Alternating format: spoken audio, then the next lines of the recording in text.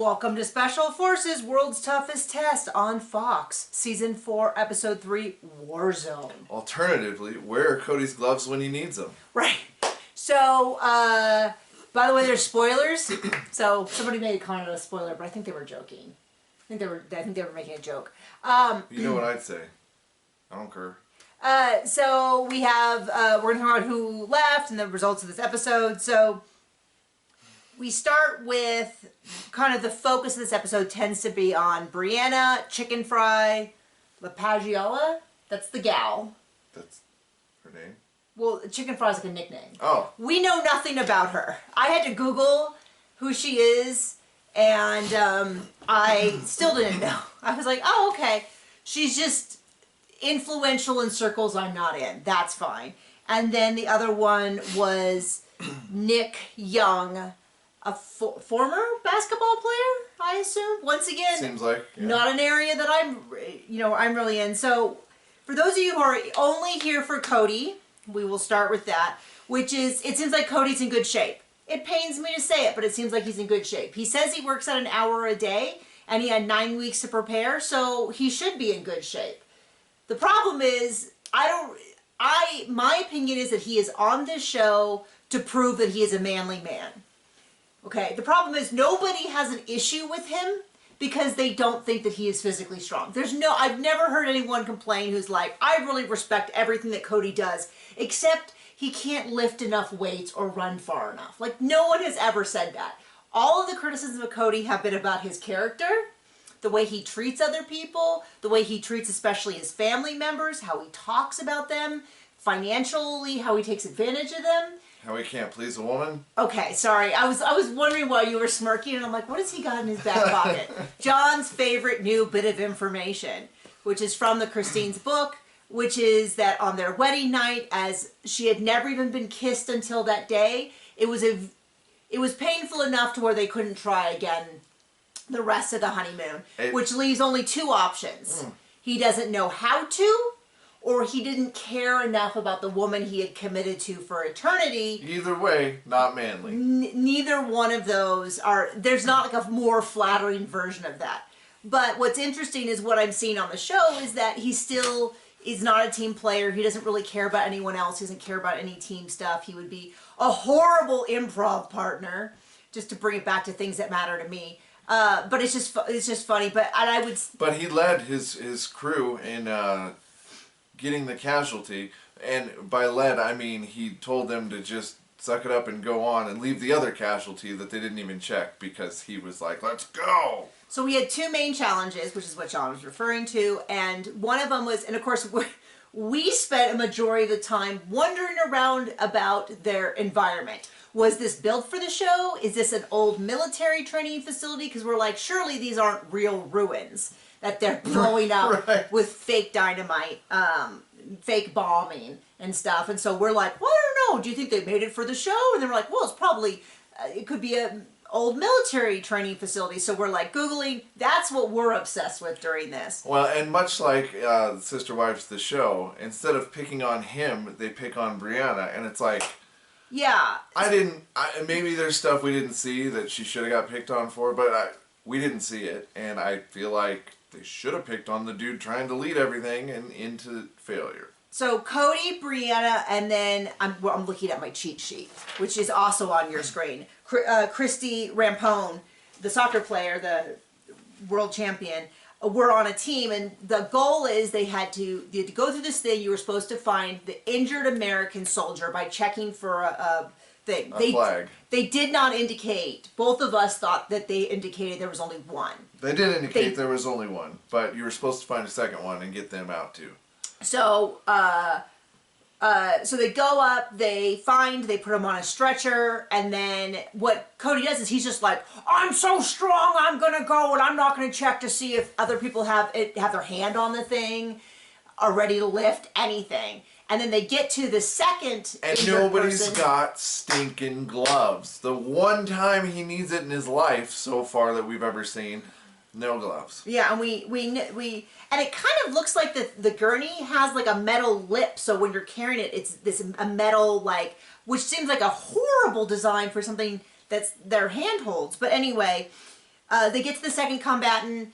You're supposed to check. He specifically has an American flag on this side, and they're on this side. So when you initially look at it, you could think, but you're supposed to go and check. And like most of them, maybe like two out of 5 groups, didn't even check and missed it. So we're not the only ones who did it. But yeah, they stopped, and I thought I heard the women say, we need to check, and he'd be like, don't stop, which is not how you talk to your teammates. And it surprised me because their DS Foxy was with them, and I expected him to be like, you're not being a team, you're not doing this. But yeah, instead afterwards they really were like, Brianna's high-headed, and we're like, what are we missing? Now, obviously, we don't see as much as they do.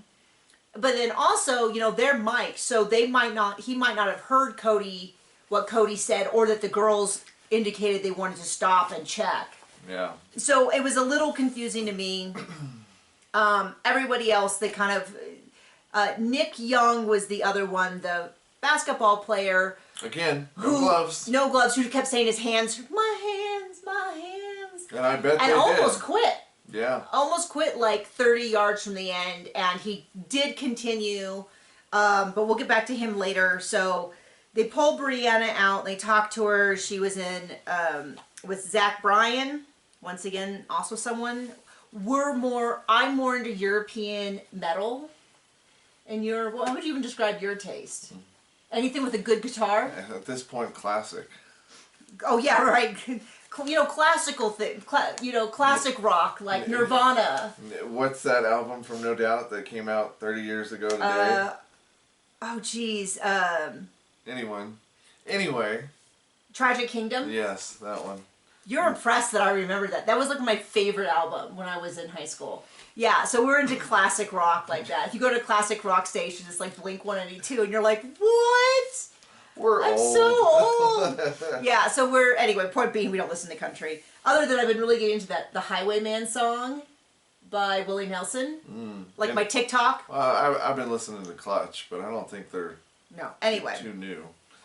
So she was with Zach Bryan. It sounds like he was abusive. I do enjoy the interviews, but and just so you know, through this whole thing, Jesse Smollett's had a worsening cough. I'm kind of torn because there's part of me that thinks that it's a little bit, because he seems like he's also out of energy.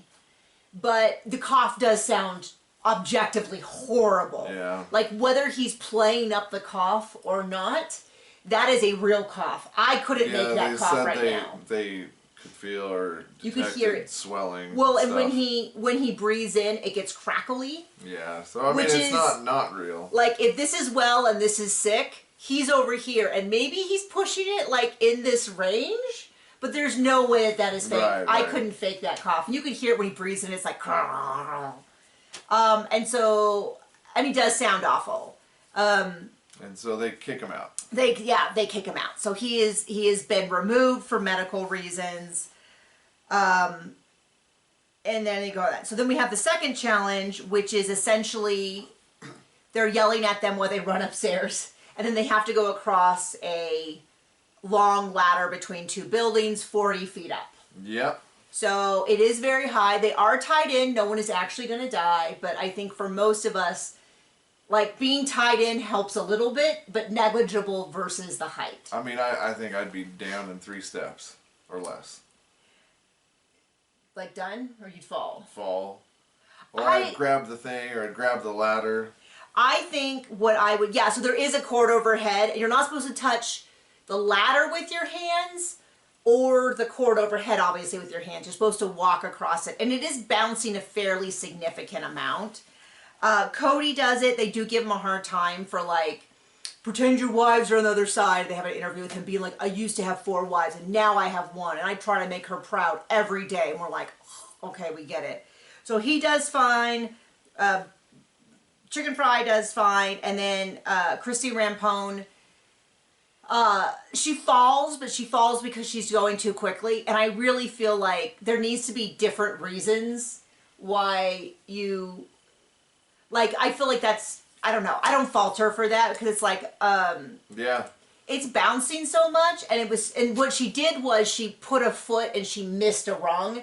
and slid down, and then her hands touched. And so I really kind of feel like, yeah, okay, it's a fail, but it's also not an embarrassing fail. No.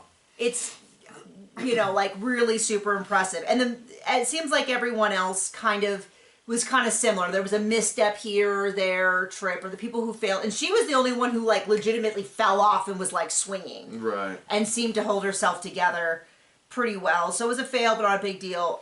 All the way until we get to Nick Young, who is, by the way, this is not a challenge where height is an advantage. Right. I mean, he's like a skyscraper up there, just the wind's hitting him. I genuinely feel bad, and I do feel like a lot of tall people do have a fear of heights. Like they're already that high. He got to the middle or maybe a little past, and then he went down and then crawled the rest of the way. And they really try to make it sound like it was this huge failure, but there's a part of me who goes, got the job done. Right. It's not like he just said, I'm done. And unlike with Bring me everything down. else, they don't have to carry the rucks anywhere with this. They just have to get themselves across. Well, unlike everything else, one team got kicked because they all put the rucks down and got in the grabbed first person. challenge. Well, just leave your rucks. And it's like, yeah, just leave the stuff that they want you to take with you everywhere. But it really bothered you that they didn't have gloves. It really did. It, like, I know. what are they carrying if they're carrying pounds of crap and not gloves? Just saying. Just saying. So, oh, and then they called, I was like, what was I saying? They called Nick Young in, and they talked to him about, I do appreciate that when they're in the one-on-ones, they're not being total jerks about stuff. Like, they're sort of like being a little bit more, Yeah. like, it does feel like genuinely trying to help these people get to the core of what's driving them so that they can do better work. I'm not saying they're like, aw, kitten, you're so sweet. Just a matter of, it's like, sometimes I feel like when they're yelling, I kind of go, I don't know, this is helping the situation. You know? Whereas, like, when they're actually talking to him, being like, you know, if this is a front that you're using to hide yourself, like, it's time to drop that. It's time to just be present. Or so that's my interpretation. I go, that's totally fair. That's a totally realistic thing. But I don't know, like, just, so anyway, they talk about the fact that his brother was shot and that he became kind of a jokester in the family to try to, like, cheer everybody up, and that he got into basketball because it seemed to bring joy to his family.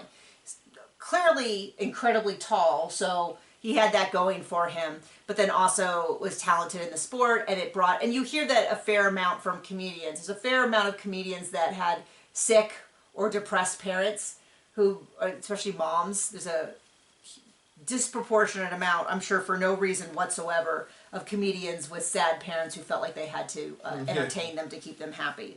So it was good to get to know him better. And that's the episode. Not a lot of Cody, like I said. He seems to be doing just fine physically. We had really hoped we could make more fun of him for making excuses and this and that. But he seems to be fine. But he's super condescending to that one lady. Oh, yeah. She's like, whatever she said. I do podcasts. It's like, oh, you only do. So it's only the podcast. That's all. And we're like, excuse me, Cody. Yeah, pretty sure she makes money from what she does. Unlike just being on TV. She creates content. She didn't just have occasional sex with 4 women and call it, you know.